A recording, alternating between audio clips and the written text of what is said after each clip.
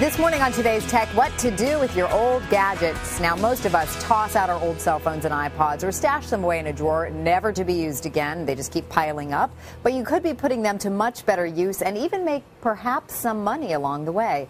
Heather Cabot is Yahoo's Web Life editor. Heather, good morning. Good to have you here. Thank you. So the options are to recycle, sell, or trade them in, right? That's right. I think the message here is one person's trash is another person's treasure. Okay. And, you know, there are a lot of people around the world that would really appreciate our hand-me-downs. I mean, that's a big thing to think about. You know, whether it's domestic violence victims, whether it is elderly people living alone, U.S. military personnel working overseas, all of this stuff can be put to good use, especially cell phones. Okay, and let's talk first about the reasons for recycling. I mean, obviously, the environment benefits. Sure, and again, the idea that this stuff can be repurposed and given to people who in need, who you know, whether it's, as I said, you know, elderly, military personnel, or schools. Right, and selling, you can actually make some money. Exactly. I mean, I like not a lot. Not a lot. I like to think of this as, you know, the change you find in your couch cushions. I mean, this is, you know, or the dollar you find in your pocket. I mean, you're not going to make a lot of money unless you're somebody who wants to, you like to trade up and get the newest model.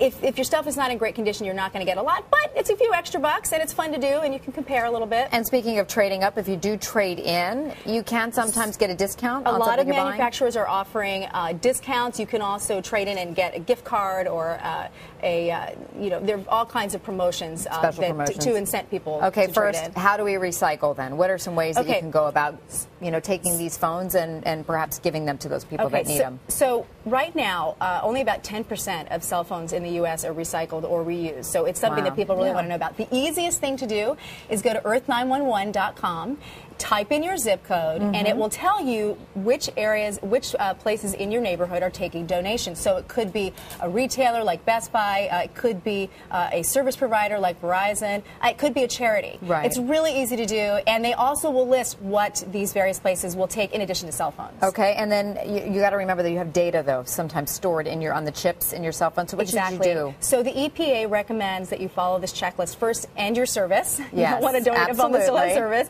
You want to clear the data from your phone. You can go to a website called recellular.com, and it'll tell you how to erase the data on your cell phone, and then you want to take the SIM card out before you give it away. Contains everything. Okay. Yes. What about laptops? Well, again, with laptops, you know, they can be put to good use, but before you donate or sell them or trade them in, you need to wipe them clean of any personal data.